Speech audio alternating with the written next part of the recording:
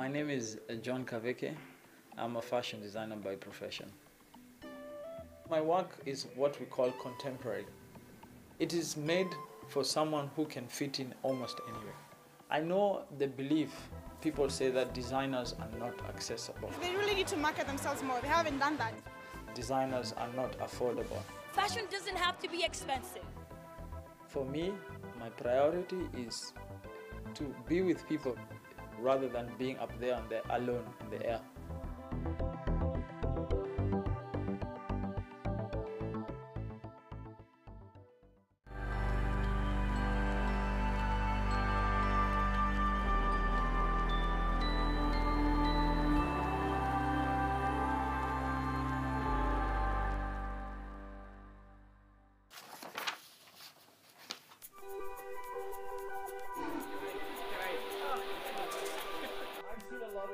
Today, the event is themed Fashion High Tea, which is following on to the English high tea back in the days where the women used to come wearing hats, gloves, men in jackets.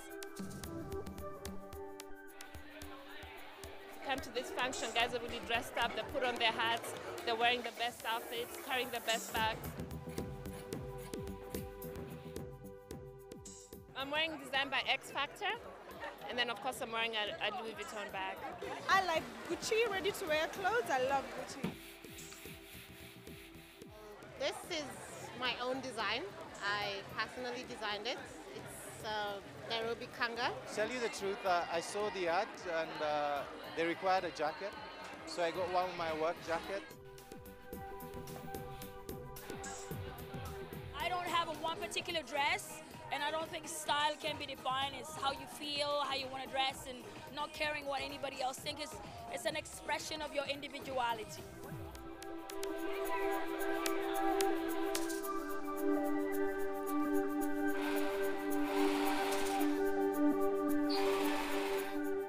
My name is John Kaveke. I'm a fashion designer by profession. Fashion has been part of me for a while, but it's just that I didn't understand what it was. So over the years, while still in high school, I used to draw a lot and draw clothes. And I got curious and I started finding about if there exists something called mixing clothes and art. And I realized it was fashion. I started off in a small, almost like 3x3 space, and it was in a market. And I got my first order in that place to make dancing clothes for nursery school kids. And that's actually what started off the whole journey. From these humble dreams, while still in high school, John Kaveke has grown to establish himself as a must-watch menswear designer in Africa and beyond. His undeniable raw talent, complemented by training at a local fashion college, has seen him work for various labels before he set up his own brand, Kaveke. This brand is now redefining menswear as a whole. My work is what we call contemporary. It borders between European style and a touch or a glimpse of African.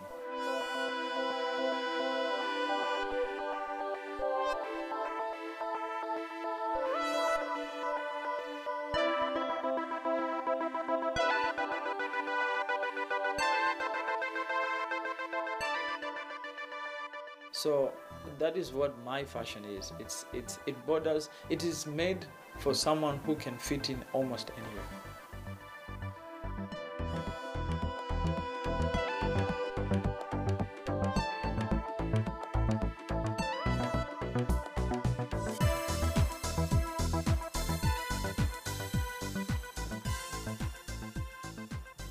I was doing women's stuff, and I got to a point where I wanted a challenge.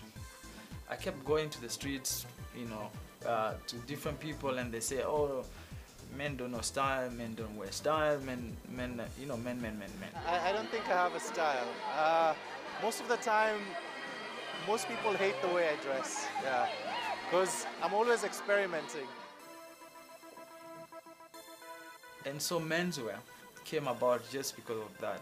And I thought if you want to do menswear, give them something new, try something different, and that's why I use prints. I use colors, because that has not been there.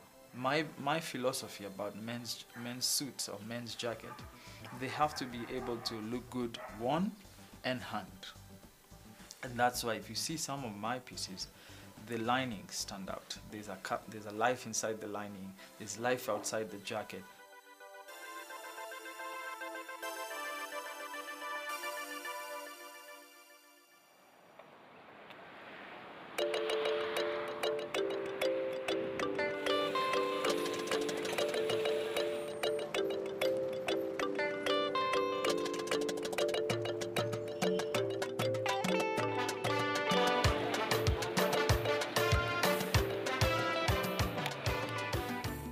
We are now in the heart of Nairobi, the city center. I call Nairobi the small New York.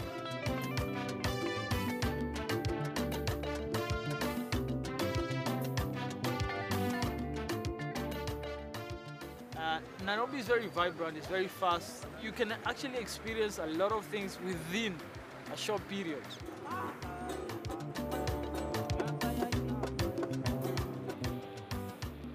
Now at the forefront of fashion design in Kenya, John Kaveke has over the last 10 years seen trends change in his capital city of Nairobi.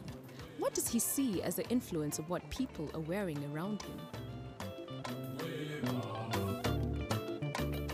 The scenes in Nairobi have tremendously changed in terms of how people dress. Having been in the industry for over 10 years, I have seen the transformation.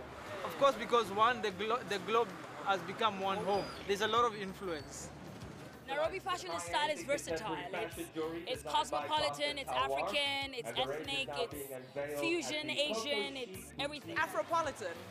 It's Afrocentric while still being very cosmopolitan and maybe westernized in terms of the cuts. When you're in the streets, you get an energy of people who use a lot of the internet to get their fashion sense. So they dress like pop stars, or they dress like musicians, or they dress just like an icon.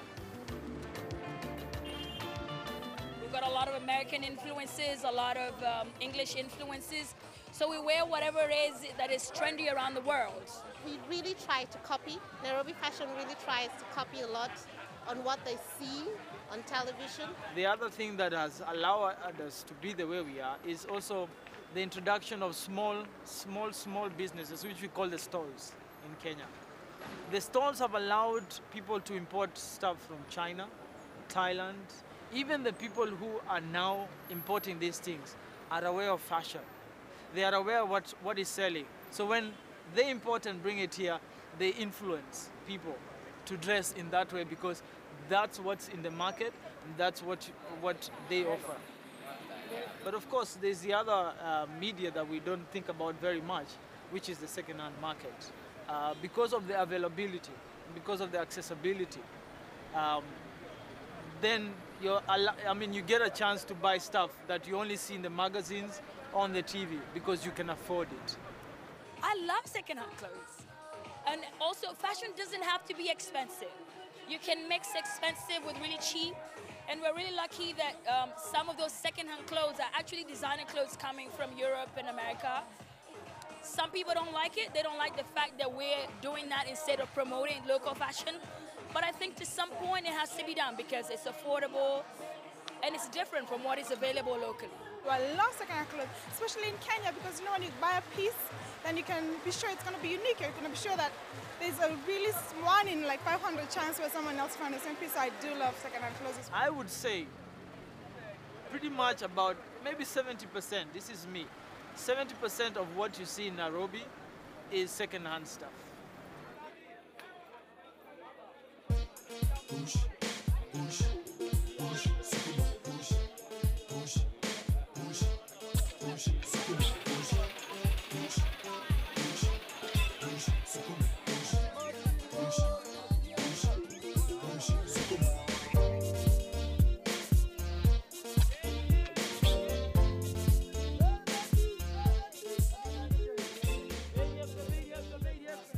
Amongst his influences on Nairobi fashion, used clothing, which is locally referred to in Kenya as mitumba, stands out.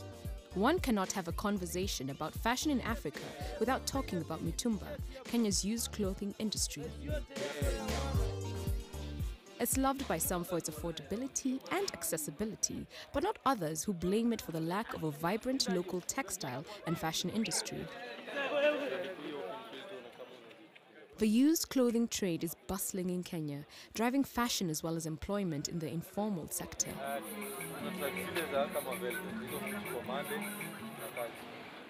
Used clothing from Western countries is sorted into different categories such as jackets, sportswear and shirts, packed in bales, shipped and finally arrives here at the biggest second-hand clothing wholesale market in East Africa, Gikomba.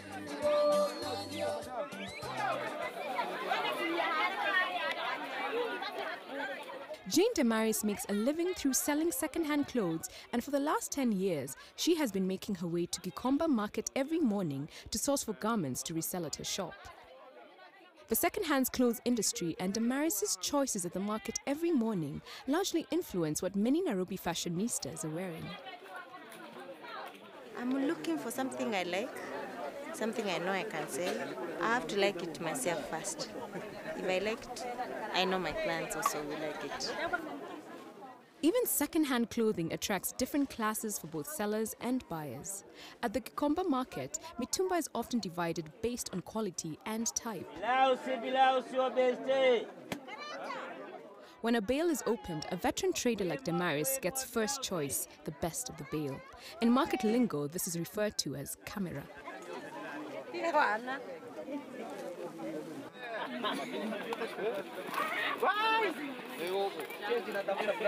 Of course, if you relax, you might not get what you need because it's hustling. Yeah, if you're not tough, you might go back. You might go home without anything. With me, there's no competition between me, Mutumba, and the new things. I have confidence with what I have in Mutumba. Yes, because I'm getting good things. They are serving my clients well.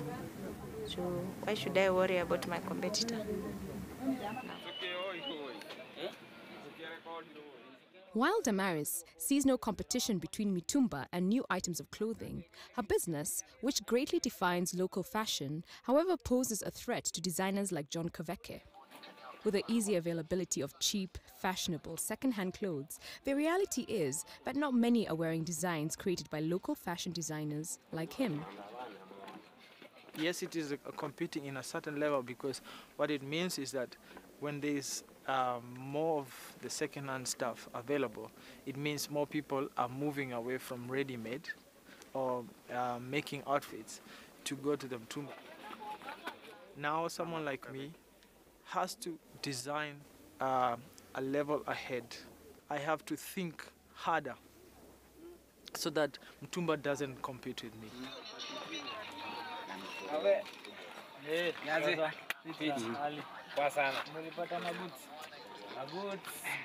John too has not escaped the influence of mitumba. He comes here to toy market in the Nairobi informal settlement of Kibera, where shoppers hunt for the best deals on clothing items. His is somehow a love-hate relationship with mitumba. Though it poses a threat to his work, John also draws a lot of inspiration from mitumba. As much as I design clothes, I am terrible at designing clothes for myself. I wear them second-hand all the time. Naenda kuna kitu na make sahi. Ita create na material tofauti. When I was starting out, some of the tailoring skills or some of the quality stuff that I use on my garments, I discovered them through mitumba. How? I used to go to the mitumba stores or in the second-hand market and buy an item. Say maybe I love to make a jacket, but I'm dissatisfied with the way they look. Maybe I don't like the way they look. But when I see a mitumba one, it looks different from the one I make. And I would go rip it apart, check out the finishing inside, then reconstruct it so that I can understand how they cut it and how they made it. So then that is why it became a source of inspiration. it's offering a lifestyle that someone only wishes and dreams about. That now you're giving them an opportunity to experience it.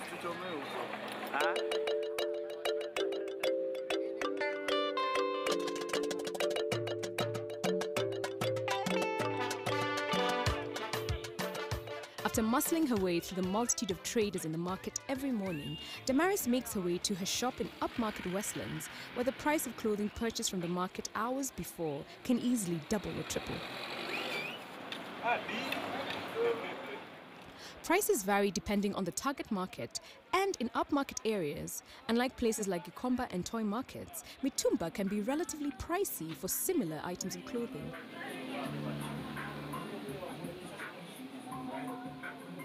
It's a lifestyle for many. Perceptions of mitumba are changing in Nairobi. It's no longer just for the poor. Now everyone, the rich, the poor, the famous, even foreigners, buy mitumba clothing, whether or not they like to admit it. The fitting here, it's very nice. And the way I find it hard to find dresses that fit me like this. My name is Geraldine, and I'm a lawyer. I love shopping here, first of all, because I like second-hand clothes because they are very unique and it's not easy to find somebody wearing the same thing, and also the quality is very, very good and the prices for sure. So I've seen people change very much because of Mtumba.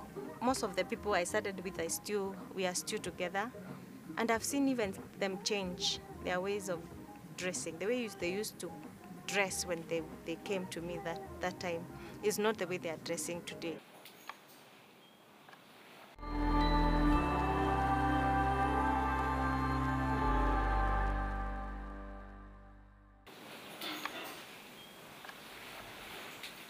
So a lot of people, when they come, the expectations are very high in terms of where I work from, who works for me, how big is my studio, and when they come and find it's a reasonable size for me,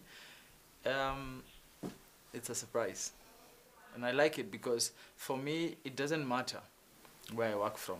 It's what I do. It's what I offer. That's the biggest thing for me. And Kaveke, the word Kaveke means a little seed. So it's not the bigger things of life that excite me. It's the little things of life. Yeah. It is this mentality that has gotten John's label Kaveke recognized internationally. At first, when I got the email saying, would you be interested in doing London Fashion Week? Of course, I didn't. I read it and I was like, no, really, come on. I'm used to these hawks.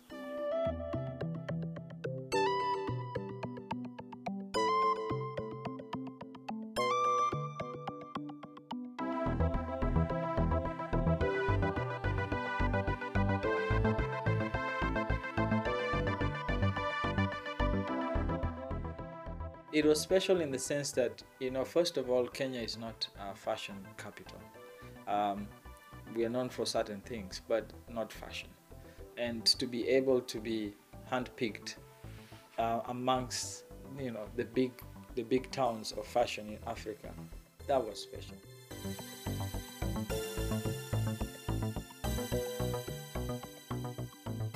History is the core of Kaveke's fashion, and for his Spring-Summer 2012 collection at London Fashion Week, he used the traditional kanga. He also had influences from the old colonial era, fusing culture with history. The collection dubbed Askari Kanga, referring to the native police forces in East African territories dating back to the 19th century, saw tailored jackets for men with Kanga accents on the inner leg and back sleeve.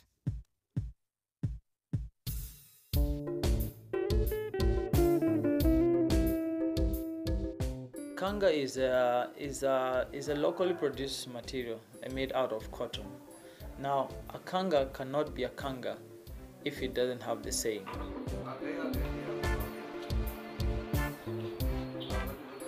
I think for me, I was looking for a fabric that, fabric that can be considered Kenyan.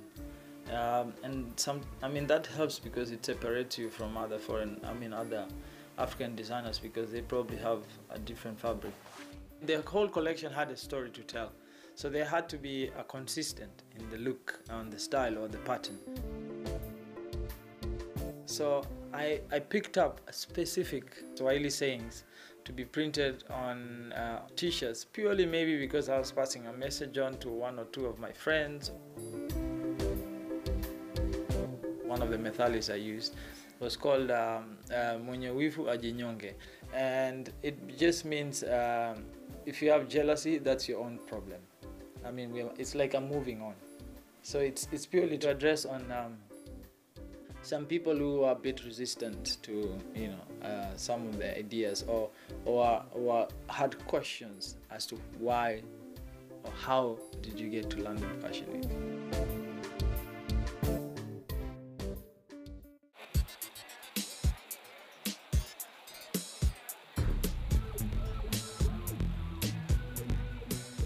While such fashion events promote local fashion on the runway, it's a different story off the runway on Nairobi streets.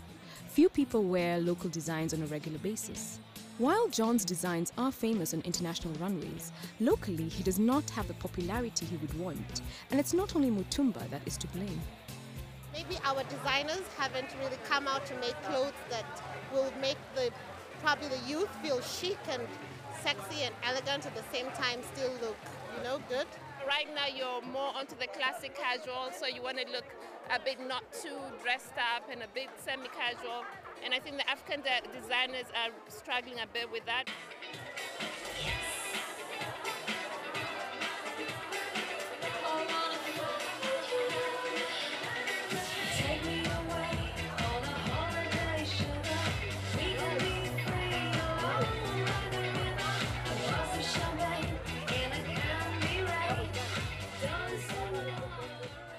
Beautiful material to make beautiful clothes in Nairobi, and I think we're not embracing it as much as we should.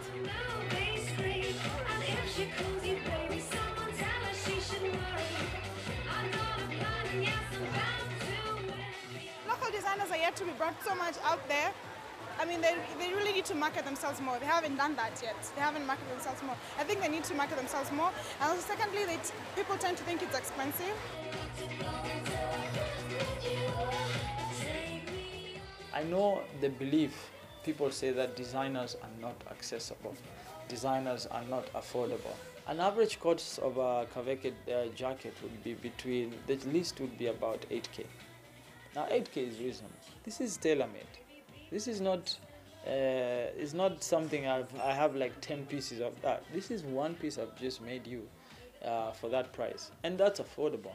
If you look at a jacket, a man's jacket, if you go to a store, you're looking at a suit for maybe about, the least you'd get is like 15K.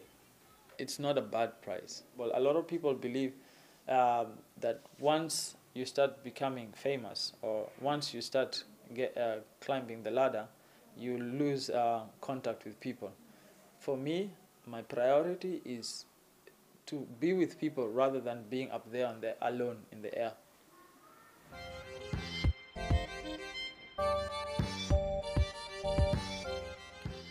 While Mitumba may be a fashionable, cheap bargain for many people, critics say it hurts Kenya's struggling textile industry.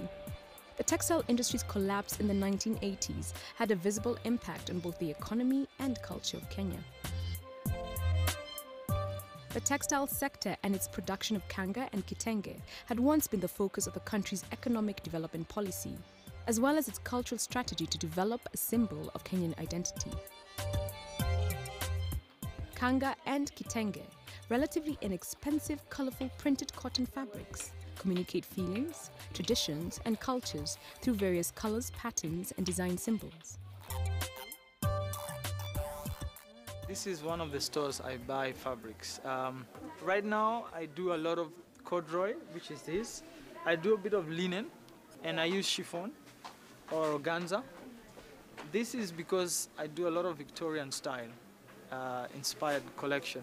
So whenever I'm doing elaborate pieces, then I use stuff like organza. Me, I prefer this for a man. This brown and the beige. If you don't have, for example, like the textile, fabrics that define you, then you're just like any other person.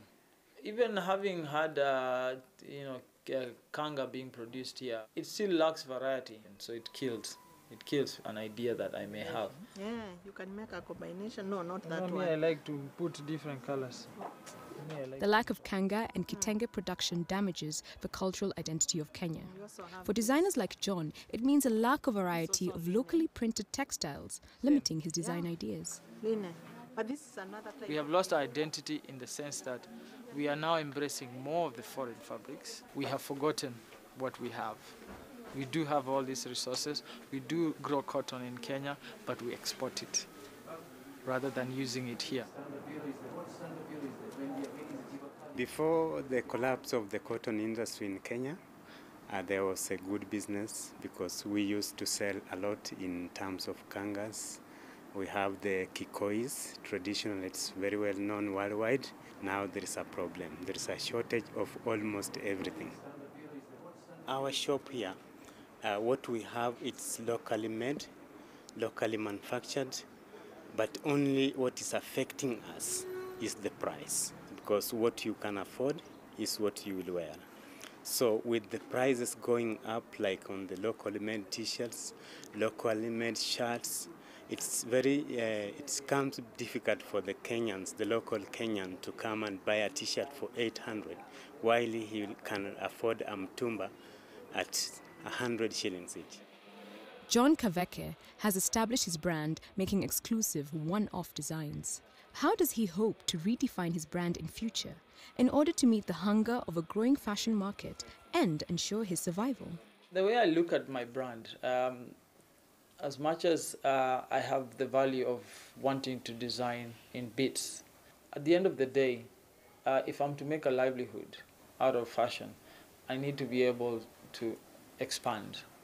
Now, expanding for me is not really mass production, but being able to supply certain shops with a certain quantity. I still want people to experience the value of the brand, and the value of the brand is to give people exclusive ideas that probably you feel special wearing it.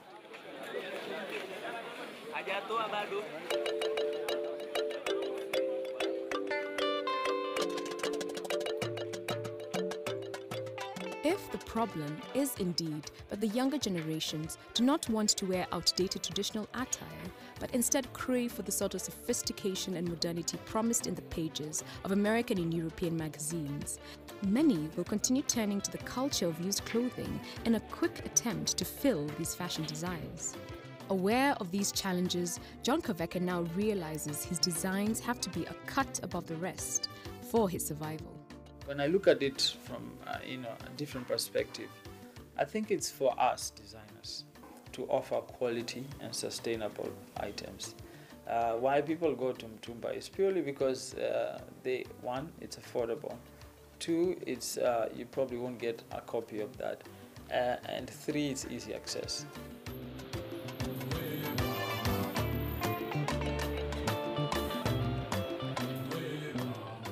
Likewise, for us designers, we need to be able to have quality stuff. The construction has to be on top.